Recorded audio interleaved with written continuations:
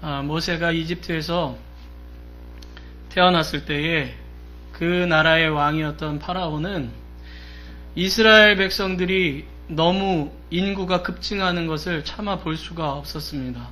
왜냐하면 이집트 사람들이 그 땅을 다스리는데 피지배계층이었던 이스라엘 사람들의 인구가 갑자기 급증하면 그 사람들이 나중에 더 세력이 많아져서 나라를 뒤집을 수 있다라는 생각을 했기 때문입니다.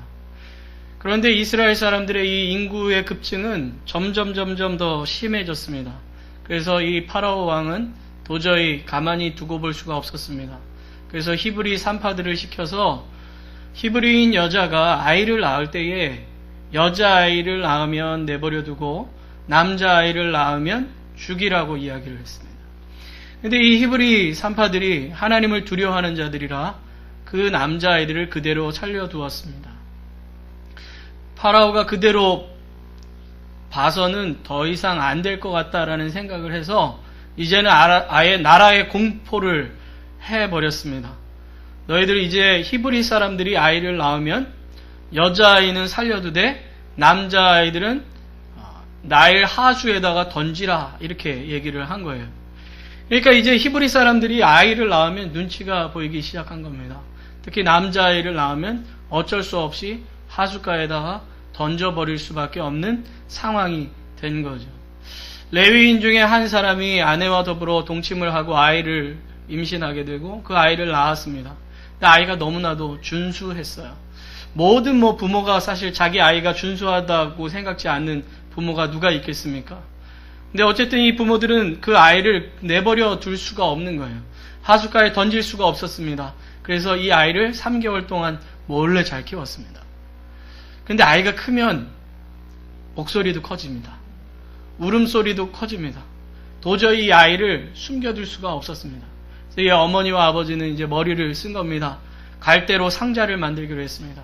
그리고 갈대에다가 그 상자에다가 역청을 발라서 물이 그 안으로 들어갈 수 없도록 만들었습니다. 그리고 바로의 딸이 이제 제의적인 행사를 위해서 하숫가에 늘 내려와서 목욕하는 곳이 있었는데 그곳 갈대 사이에다가 그것을 두고 자기 딸인 미리암이라는 아이로 하여금 자기의 동생을 지켜보도록 만들었습니다. 제가 이 얘기를 하면 갑자기 이상하게 생각하시는 분들이 계실 거예요. 분명 나일강에 이렇게 뛰어보내가지고 동동동동 떠내려갔을 텐데 라고 생각하겠지만 성경을 자세히 보시면 그게 아니라는 것을 알 수가 있습니다. 보통 부모가 자기 아이를 무책임하게 떠내려 보내는 경우는 없겠죠. 그런 것처럼 어쨌든 놔뒀는데 정말 이 파라오의 딸이 이 제의적인 행사를 위하여 목욕하러 늘 오던 그곳에 와서 목욕을 하려고 내려갔다가 그 아이를 발견하게 됩니다. 근데 중요한 건 여기에요. 그 아이를 딱 열어보고 어떤 것을 알게 됐냐면 이 아이가 히브리인 사내 아이라는 것을 알게 됐습니다. 자기 아버지의 법에 따르면 이 아이는 그대로 물속에 수장을 시켜야 됩니다. 그런데 이 여인의 마음속에 불쌍히 여기는 마음이 들었습니다. 하나님께서 그 여인을 통해서 그 아이를 보고 불쌍히 여길 마음을 주었다는 거죠. 그 아이를 불쌍히 여겨 그 아이를 받아들었을 때에 미리암이라는 소녀가 뛰어와서 이렇게 얘기하는 거예요. 공주님, 이 아이를 위하여 젖을 먹일 히브리인 여인을 데리고 올까요? 이렇게 얘기를 하는 겁니다. 공주가 바보가 아닌 이상 이 아이의 엄마를 데리고 올 거라는 것은 뻔한 것 아니겠습니까? 그렇죠? 그러나 허락을 한 겁니다. 데리고 와라. 그리고 그 여인에게는 이렇게 얘기합니다. 나를 위하여 이 아이에게 젖을 먹이라. 내가 너에게 삭슬 주리라. 이렇게 얘기를 합니다. 그러니까 그 아이는 이제 공주의 아이로 인정되는 것뿐만 아니라 안전하게 엄마의 품에서 자라나는데 그냥 자라나는 게 아니라 돈까지 받아가면서 엄마가 아이를 키울 수 있는 상황이 된 거예요. 그리고 그 아이를 엄마가 키울 때 어떻게 키웠겠습니까? 그래, 저 잘 먹고 커가지고 나중에 궁정에 가서 혼자 잘 먹고 잘 살아라 이렇게 키웠겠습니까? 아니겠죠. 아이를 키울 때 보통 유대인들의 어머니, 아버지들은 보통 식사하면서 아이들을 많이 양육하거든요. 특히 엄마는 젖을 먹일 때 이렇게 양육을 많이 합니다. 특히 유대인들은 당시에 아이를 보통 몇 살 때까지 젖을 먹였냐라고 보면 8살까지 있다라고 보통 보고 있습니다. 우리가 보면 좀 징그러울 수도 있겠지만 어쨌든 유대인들은 그렇게 아이를 키웠습니다. 사무엘의 어머니 한나도 사무엘을 데려다 놓을 때 깐난쟁이를 뭐 한돌 지나고 떼다 놓은 게 아니라 그 아이가 어느 정도 자랐을 때 갖다 놓은 거예요. 어쨌든 이 엄마가 이 아이를 키울 때 분명히 이렇게 키우지 않았을까요? 얘야, 우리는 이러이러해서 이 이집트 땅에 와서 살고 있단다. 너는 지금 이렇게 잘 살고 있지만 내 또래의 많은 아이들은 하숫가에 던져질 수밖에 없는 상황이었단다. 너는 이제 바로의 공주로서 공주의 아들로서 궁정에서 자라날 텐데 너는 그곳에서 너희 민족과 너희 형제들을 생각해야 된다. 하나님께서 너를 그 궁정에 들어가게 하신 이유가 있지 않겠니? 하면서 기르지 않았겠습니까? 그러니까 이 아이가 이제 얼만큼 자라났을 때 다시 공주에게 데려다 주고 이 아이가 그 이스라엘의 어떻게 보면 왕자로서 성장을 하게 됩니다. 정통은 아닐지라도. 그러면 뭘 배우면서 자라났을까요? 이집트 사람들이 그때 당시에 굉장히 뛰어난 문명과 문화와 학식을 갖고 있었는데 그러한 모든 것들을 배우지 않았을까요? 만약에 군사를 이끈다면 군사를 이끌 통솔력을 배우지 않았겠습니까? 이집트의 아마 언어와 사람들과 이야기할 때 어떻게 이야기를 해야 되는지도 잘 배웠을 것입니다. 그리고 40년이 흐른 거예요. 모세가 어느 날 자기의 백성들이 어떻게 하고 살아가는가 나갔다가 사람들이 고욕을 당하고 있는데 그 중에 어떤 이집트 사람이 자기의 동족의 형제를 때리는 걸 봤어요. 가슴 속에 불이 붙는 것 같았습니다. 아, 나의 동족을 때리다니. 그리고 나서 아무도 보는 사람이 없을 때에 그 이집트 사람을 쳐서 죽여서 모래 속에다가 파 묻었습니다. 아무도 모를 거라고 생각했어요. 그 다음날 다시 나갔습니다. 거기서 자기 동족끼리 이스라엘 민족끼리 싸우는 것을 봤습니다. 그래서 얘기하는 거예요. 아니 지금 이런 상황 속에서 우리가 살아가고 있는데 너희들은 동족으로서 어떻게 서로를 사랑하고 용서하고 도와주면서 살지는 못할 망정 왜 싸우냐고 그렇게 얘기하니까 이 사람들이 이렇게 얘기하는 거예요. 야, 네가 언제부터 우리의 재판관이었냐? 언제 우리가 너를 재판관으로 삼았냐? 너 어제 애굽 사람을 때려서 죽인 것처럼 이집트 사람을 때려 죽인 것처럼 우리도 그렇게 하려고 그러는 거 아니냐? 이렇게 얘기하는 거예요. 아무도 모른다고 생각했는데 자기가 이집트 사람을 때려 죽여 파묻은 걸 다 알고 있었던 겁니다. 그리고 그것이 다른 사람들에게도 알려지게 되고 바로의 귀에 들어가게 됨으로 말미암아 모세는 그 자리로부터 도망쳐야 됐어요. 어떻게 보면 모세는 40년 동안을 궁정에서 살면서 나름대로는 나는 이제 이 정도 위치에서 이 정도 배웠으면 우리 민족을 이끌어갈 수 있고 도울 수 있다라고 생각했는지도 모르겠습니다. 그러나 이스라엘 사람들은 그것을 받아들이지 않았어요.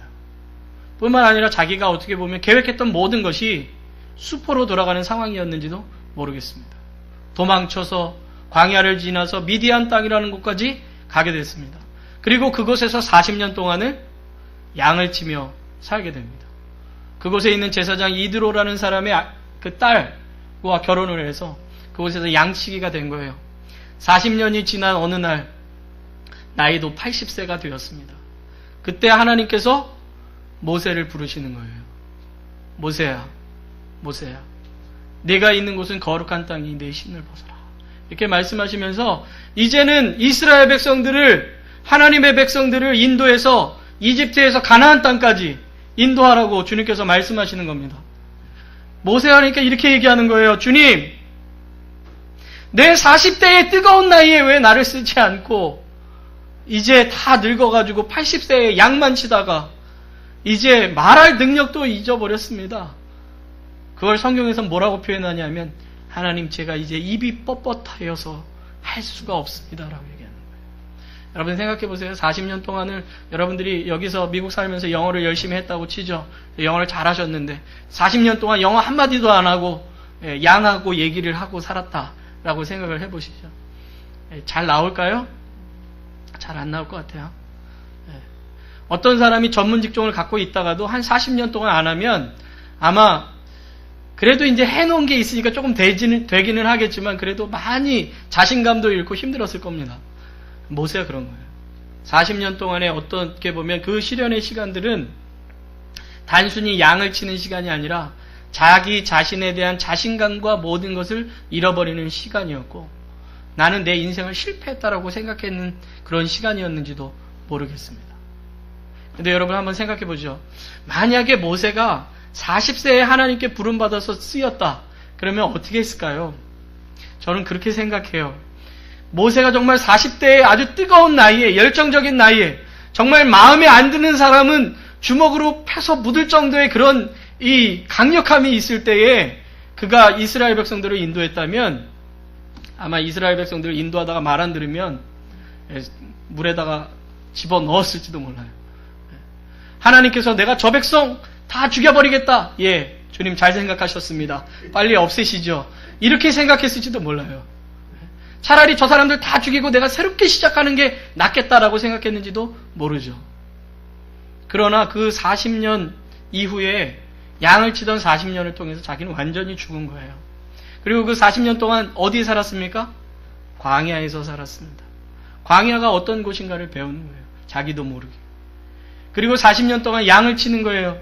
양이 어떤 동물인지 아시죠? 조금만 보살핌이 없어도 죽는 동물이 양입니다. 양은요, 굉장히 고집이 세가지고 풀이 여기 있잖아요.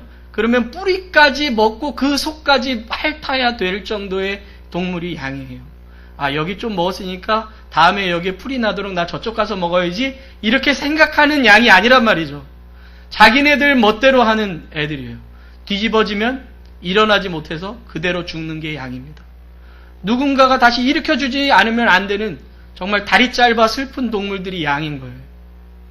그런 양들의 모습을 보고 나중에 이스라엘 백성들을 인도할 때 어떤 모습을 받겠습니까? 똑같은 사람들 보는 거예요.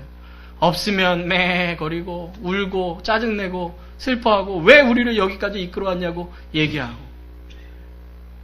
그러면 양은요, 굉장히 이렇게 둔해가지고 이 벌레가 이렇게 기어가지고 코 속으로 들어가서 뇌를 파먹어도 그냥 가만히 있다가 픽 쓰러지는 게 양이래요. 이스라엘 백성들이 죄 가운데 이렇게 있어도 자기네들이 죄를 졌는지 안 졌는지 모르다가 죽어도 모를 게 이스라엘 백성이에요. 그런 백성을 보면서 양을 치던 목자의 심정을 가지고 그들을 돌보지 않았겠습니까? 어떻게 보면 허송세월한 것 같고 실패한 인생 같은 40년이 그를 만드는 시간이었어요. 그래서 여러분들 나중에 이스라엘 백성들을 보시면 이스라엘 백성들이 가장 존경하는 지도자이자 선지자가 누굽니까? 모세예요, 모세. 그래서 나중에 예수님 시대에도 모세의 율법 하면은 사람들이 껌뻑 죽는 거예요. 아무리 예수님이 뭐라 말씀하셔도 모세의 율법에는 이렇게 나오는 거예요. 시련의 시간이었고 낙심의 시간이었고 어려움의 시간이었고 실패와 같은 그런 시간이었지만 그 속에서 오히려 모세는 만들어져 이스라엘의 위대한 지도자가 될 수가 있었던 겁니다. 여러분, 다윗도 마찬가지입니다. 다윗은 목자였다가 어느 날 사무엘이라는 선지자가 찾아와서 머리에 기름 부어줬습니다. 머리에 기름 부었다는 것은 이미 하나님이 나를 선택했으며 나는 언젠가는 왕이 될 거라는 표시입니다. 그리고 나서 얼마 있다 보니까 전쟁이 났는데 전쟁터에 나와가지고 아주 몸집 큰 곰 같은 인간 한 명을 죽이게 됩니다. 그게 누구죠? 골리앗이라는 사람입니다. 단번에 때려잡음으로 말미암아 이스라엘에서는 영웅이 되는 거예요. 왕도 좋아합니다, 처음에는. 그러니까 어떻게 돼요? 왕의 사위가 됩니다. 뿐만 아니라 전쟁터에 나갈 때마다 승리합니다. 만약에 다윗이 한참 잘 나갈 때에 그대로 왕이 됐으면 어떻게 됐을까요? 야, 내가 이 정도 왕은 될만 하지. 사람들이 사울은 천천히고 나는 만만이라 그랬는데 내가 그 정도 인기를 누리는 사람인데 이 정도 왕은 될만 하잖아. 이렇게 생각하지 않았을까요? 그런데 그렇게 한참 인기가 오를 때 하나님께서는 어떻게 합니까? 그를 광야로 보내십니다. 사울이 맨날 죽인다고 쫓아와요. 도망 다녀요. 광야에서 도저히 이제 이스라엘 내에서는 살 수가 없어서 자기가 그렇게 전쟁에서 이겼던 적국에까지 도망을 갑니다. 적국에 도망갔더니 저놈 우리를 전쟁 때마다 우리를 이겼던 다윗이잖아.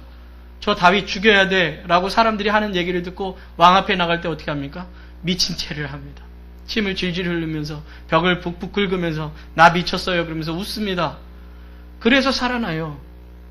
그가 그러한 시간들을 거쳐서 어떻게 됩니까? 전쟁에서의 승리와 나의 왕으로서의 모든 것들은 내 힘과 능력으로 되어지는 것이 아니라 하나님께서 도우셔야만 된다는 것을 깨닫는 시간인 거예요. 어떻게 보면 도망다니는 시간들, 실패한 것과 같은 시간들, 도저히 무엇인가 할 수 없다라고 여겨지는 그 시간이 오히려 하나님이 그를 만드시는 시간이요, 그가 하나님만 바라보게 만드는 시간이 되었던 거예요. 그래서 나중에 왕이 돼서도 전쟁할 때마다 어떻게 합니까? 하나님, 나가서 싸울까요, 말까요? 하나님, 이런 상황에서 제가 어떻게 해야 됩니까? 라고 물어보는 왕이 되는 거예요. 그래서 이스라엘 백성들이 가장 존경하는 왕이 누굽니까? 다윗이잖아요. 그래서 나중에도 성경을 보면 이렇게 나와요. 모든 선한 길을 걷는 사람들에게는 그들이 다윗의 길로 행하였다, 이렇게 얘기합니다. 모든 악한 길로 가는 사람들에게는 북이스라엘의 왕이었던 여로보암의 길로 행하였다, 이렇게 얘기를 합니다. 선한 왕의 대표자가 다윗이 된 거예요. 그런데 그 다윗이 다윗 되게 만든 그 참된 시간은 언제였습니까? 오히려 고난의 시간이었고, 실패의 시간이었고, 눈물의 시간이고, 낙심의 시간이었던 거죠. 여러분, 사실 우리를 만드는 많은 이 요소들 중에 시련과 어려움이 때로는 우리를 참 많이 만드는 것을 볼 수가 있습니다. 남들이 보기에는 아유, 저 사람 실패했구나, 남들이 보기에는 저 사람 저거 안 돼 라고 하는 오히려 그 시간들이 우리를 더욱 단단하게 만들고, 우리로 하여금 더욱더 주님 바라보게 만들고, 우리로 하여금 다른 것들을 향해서 나아갈 수 있는 좋은 계기를 만들 때가 많이 있다는 것을 알 수가 있습니다. 오늘 사울을 보면 이런 장면이 나오죠. 우리가 지난주에 사울이 세례를 받고 새 사람이 돼서 복음을 전했다 하는 이야기를 나누었습니다. 그가 얼마나 똑똑했던 사람인지, 가말리엘이라는 훌륭한 선생님을 만나서 당대의 아주 구약에 대한, 율법에 대한 확실하게 전파할 수 있는 사람인데, 이것을 이제는 예수 그리스도를 전하는 데 사용해가지고 전하게 되었습니다. 얼마나 강력하게 전했는지 사람들하고 언쟁을 벌여서 지지를 않았습니다. 모든 사람이 다 굴복했다고 지난주에 22절의 말씀에 나왔습니다. 그런데 오늘 성경 말씀을 보면 23절에 이렇게 나옵니다. 여러 날이 지나매. 보통 우리 같으면 한번 이제 굴복시켰으면 완전히 강력하게 나와가지고 초토화를 시켜가지고 다 내 편 만들어야 될 것 같은데, 갑자기 여러 날이 지났다, 이렇게 나옵니다. 근데 이 여러 날이 며칠 정도였을까요? 우리는 잘 알 수 없지만 갈라디아서 말씀을 보면 이 시간은 실제로는 3년이었을 것으로 보고 있습니다. 우리 갈라디아서 말씀 한번 보도록 하겠습니다. 갈라디아서 1장 17절부터 18절 말씀입니다. 함께 읽겠습니다. 또 나보다 먼저 사도된 자들을 만나려고 예루살렘으로 가지 아니하고 오직 아라비아로 갔다가 다시 다메섹으로 돌아갔노라. 그 후 3년 만에 내가 게바를 신방하려고 예루살렘에 올라가서 저와 함께 15일을 유할세. 그러니까 이 며칠 지났다는 시간이 3년 동안을 아라비아 광야에서 지난 시간으로 보통 성수학자들과 목회자들은 다 보고 있습니다. 한참 잘 나가던 시간에 주님께서는 그를 어디로 보내셨어요?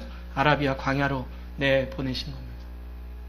그래서 성서학자들은 보통 이렇게 생각합니다. 예수님의 제자들이 3년 반의 공생애를 통해서 예수님의 말씀을 듣고 배우고 그 예수님에 대해서 확신했던 것처럼 이 바울을 3년의 아라비아의 광야의 생활 동안에 성령 하나님께서 함께 하시고 만지시고 그를 만들어 가심으로 다른 제자들과 같은 그러한 모습을 만들어 주셨다라고 보고 있습니다.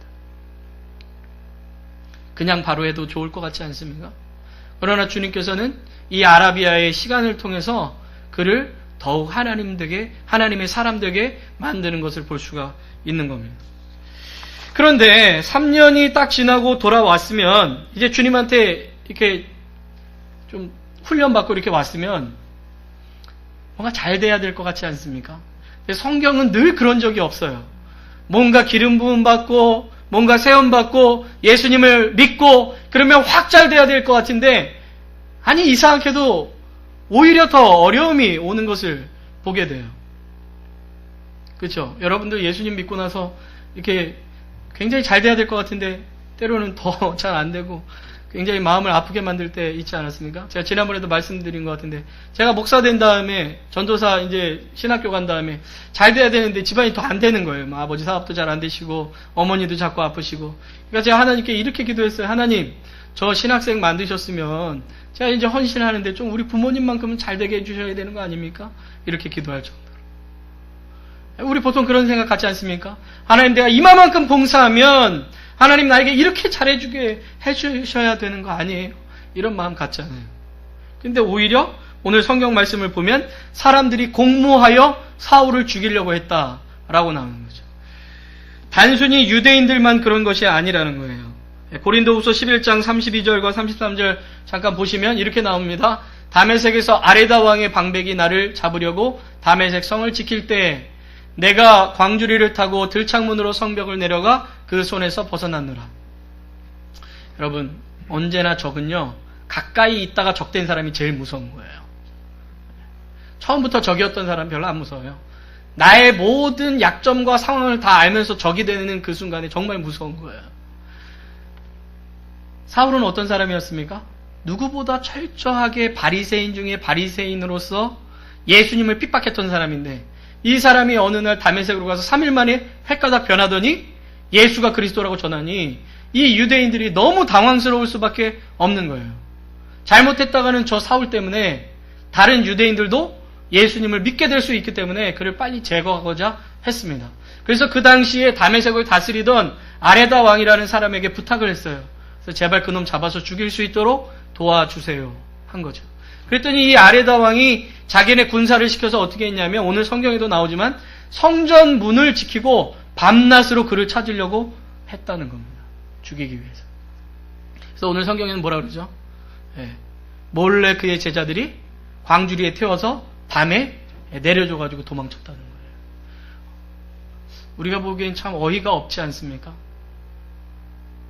주님의 일을 하려고 했는데 오히려 어려움을 당하더니 도망치는, 우리가 생각할 땐 좀 그러지 않아요? 좀 하나님 좀 당당하게 성문을 그냥 팍 차고 나올 수 있도록 멋지게 좀 해주시지, 어떻게 들창문으로 그 광주리에 그냥 내려가지고 조용히 들킬까 말까 하면서 조심조심하게 나가게 만드십니까? 우리가 보기에는 굉장히 실패한 것 같은 인생으로 도망치는 거예요. 그런데다가 예루살렘에 갔는데 제자들과 친해지려고 했는데 제자들이 믿어주질 않네요. 받아주지를 않네요.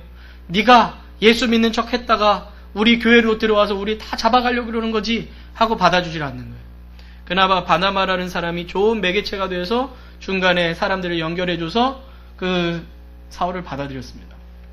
좋아요. 이제 받아들였으면 그래, 예루살렘에서 이제 복음을 제대로 전하자라고 생각했을 수 있겠잖아요. 그렇죠? 그런데 웬걸요? 또 그 사람들이 받아들이지를 않는 겁니다. 오히려 예루살렘에 있는 교회 사람들이, 아니 유대인들이 사울을 죽이려고 하는 거예요. 그래서 그 제자들이, 형제들이 그를 몰래 가이사랴까지 도망치게 도와주고 그곳에서 그 사울의 고향인 다소로 도망치게 만듭니다. 어떻게 보면요, 우리가 이런 표현 쓰잖아요. 낙향했다. 낙향하는 시간인 거예요. 모든 것의 실패를 경험하고 돌아가는 것 같은 그런 시간을 보내는 거죠. 그런데 사도행전 22장 17절부터 21절 말씀을 보면 그가 도망가는 것이 우리가 보기에는 실패한 것 같고 도망치는 것 같지만은 주님 보시기에는 그러한 시간이 아니다 하는 것을 우리에게 가르쳐 줍니다. 우리 한 절씩 교독해 보겠습니다. 후에 내가 예루살렘으로 돌아와서 성전에서 기도할 때에 비몽사몽간에 봄에 주께서 내게 말씀하시되 속히 예루살렘으로 나가라. 저희는 내가 내게 대하여 증거하는 말을 듣지 아니하리라 하시거늘 내가 말하기를 주여 내가 주 믿는 사람들을 가두고 또 각 회당에서 때리고 또 주의 증인 스데반의 피를 흘린 적에 내가 곁에 서서 찬송하고 그 죽이는 사람들의 옷을 지킨 줄 저희도 아나이다. 21절 같이 읽겠습니다. 나더러 또 이르시되 떠나가라. 내가 너를 멀리 이방인에게로 보내리라 하셨느니라. 아멘. 어떻게 보면 다른 사람들이 보기에는 도망하여 고향으로 숨는 것 같은 그 시간이지만 주님께서 뭐라고 말씀하시는가요? 사울아, 이곳에는 너의 얘기를 들을 사람이 없다. 그리고 나는 너에게 준 사명이 이곳에서 유대인을 변화시키려는 사명이 아니라 이방인들에게 너를 보내고 싶다. 자, 이제 나가라. 너는 결코 실패해서 가는 것이 아니라 내가 너를 만들고 너를 다듬어 이방인의 사도로 쓰겠다. 라고 말씀하시며 그를 내보내시는 거예요. 상황은 실패한 것 같지만 그 길을 나가는 사울의 마음은 어떤 마음이었을까요? 주님께서 나를 지금도 함께 하시고 이 실패한 것 같은 상황을 통해서 오히려 나를 만들어 이방인의 사도로 쓰시겠구나 하는 그런 확신을 가지고 올라갔을 것입니다. 여러분, 다소로 아마 사울이 갔을 때는 예전에 자기 고향을 봤던 그때와 지금이 굉장히 달랐을 것입니다. 다소는 원래는 그때 당시에도 굉장히 큰 도시로서 당시에는 40만 명 이상이 살았다 그래요. 다소라는 곳에. 굉장히 많은 사람이 살았죠. 고대 도시 중에. 뿐만 아니라 그곳을 대학의 도시라고 이야기했다고 이야기합니다. 그리스의 철학자들이 다소라는 곳에 대학을 세워서 사람들을 가르친 곳이라고 해요. 그래서 스토아 학파 들어보셨죠? 스토아 학파 철학자들이 그곳에서 학교를 세워서 사람들을 가르친 곳이에요. 그러니까 교육의 도시라는 거죠.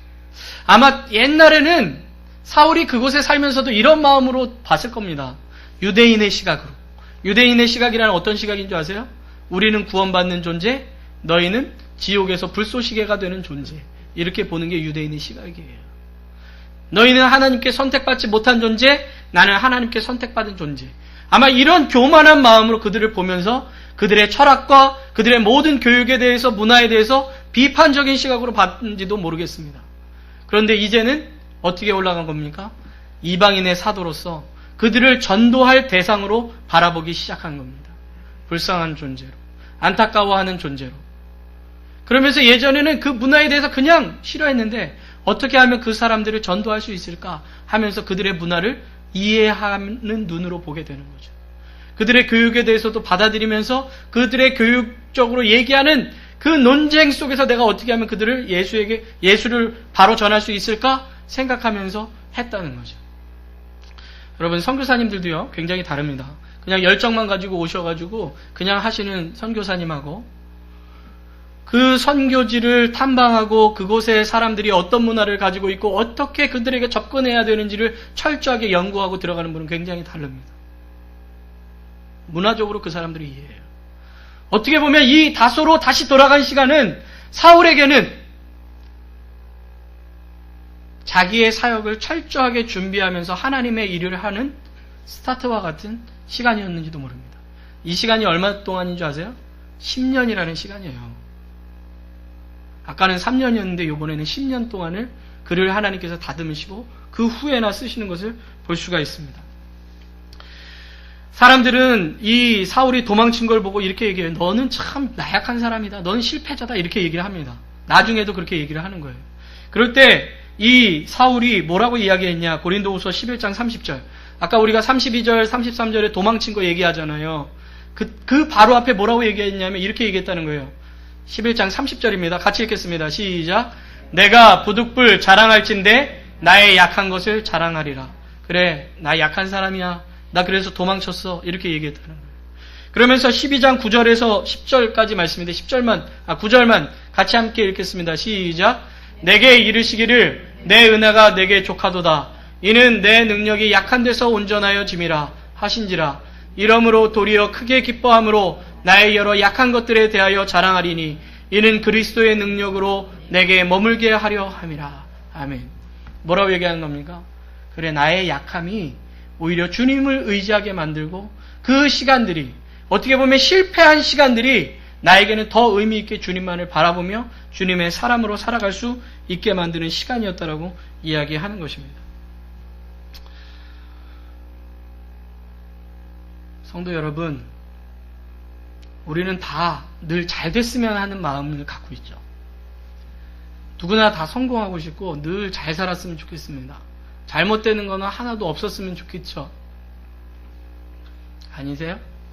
저는 그래요. 늘 잘 됐으면 좋겠고 늘 건강했으면 좋겠고 늘 행복했으면 좋겠고 늘 모든 것이 내 뜻대로 이루어졌으면 좋겠습니다. 그러나 우리의 삶 가운데 그렇지 못하는 부분들이 참 많습니다. 아프기 싫은데 아플 때가 있습니다. 사업이 잘 됐으면 좋겠는데 잘 안 될 때도 있습니다. 자녀 교육 잘하고 싶은데 잘 안 될 때도 있고요. 내가 계획한 것들이 있는데 그 계획이 잘 풀리지 않을 때도 있습니다. 우리는 그걸 보면서 때로는 이렇게 얘기합니다. 이건 실패야. 나는 실패자야. 나는 아무것도 할 수 없는 사람이야. 라고 때로는 생각할지도 모르겠습니다. 그러나 오늘 성경은 오히려 그 약함이 더 주님을 의지하는 시간인 것뿐만 아니라 우리로 하여금 더욱 강해지는 시간이고 하나님이 그 시간도 여전히 우리를 만들어가는 시간이라고 말씀하고 계시는 거예요. 우리가 행복하고 잘 될 때만 주님 안에 있는 것이 아니라는 것입니다. 주님은 우리가 잘 되는 것, 못 되는 것, 그 모든 시간 가운데 우리와 함께 하시면서 그 속에서 우리를 하나님의 사람으로 만들어 가시고 이 세상 가운데 승리할 수 있도록 우리를 이끌어 가고 계시다라고 이야기하는 거죠. 사울에게 오늘 나가라. 내가 너를 그리스도의 이방인의 사도로 쓰겠다라고 말씀하신 그 주님이 우리가 때로는 실패했을 때 그거는 실패가 아니야. 그것을 통해서 내가 너를 만들어가는 거야. 너는 오히려 그것을 통해서 더 잘 될 수 있는 거야 라고 얘기하는 거죠. 여러분, 우리의 인생의 실패와 같은 시간이고 낙심할 것 같은 시간이고 어렵다라고 생각하는 그 시간이 여러분 사실은 우리를 훌륭하게 만드는 시간입니다. 우리가 대부분 훌륭하다라고 얘기하는 분들이 정말 곱게 자라서 곱게 큰 분들 중에 훌륭하다라고 얘기하는 분들이 계십니까? 아니요, 없어요. 수많은 어려움 속에서 다져지고 강해진 사람만이 훌륭하게 될 수 있는 거예요. 여러분들에게 지금 있는 혹시 시련이나 어려움이나 계획하는 것들이 뜻대로 안 되는 것 때문에 걱정하고 근심하지 마십시오. 그 시간 가운데 여전히 하나님은 함께 하시면서 여러분들을 만지시고 다듬으셔서 더욱더 멋진 길로 여러분들을 인도해 주실 것입니다. 여러분들 모든 순간 가운데 나와 함께 하시는 하나님, 나를 만들어 가시는 하나님을 기대하시면서 힘을 내시고 그 속에서 거하시는 여러분들이 되시기를 주님의 이름으로 축원합니다. 기도하겠습니다. 참 좋으신 하나님, 때로는 어려움을 겪고 실패를 겪을 때 우리는 좌절하고 내 인생은 왜 이러나 라는 생각을 갖게 됩니다. 그러나 주님, 그 시간이 나를 만들어가는 시간이요, 하나님 안에서 오히려 나의 연약함이 강해지는 시간임을 기억하며 우리가 그 연약함 가운데도 주님 바라보며 주님 안에서 더욱 성장하는 시간이 되게 하여 주시옵소서. 예수님의 이름으로 기도합나이다. 아멘.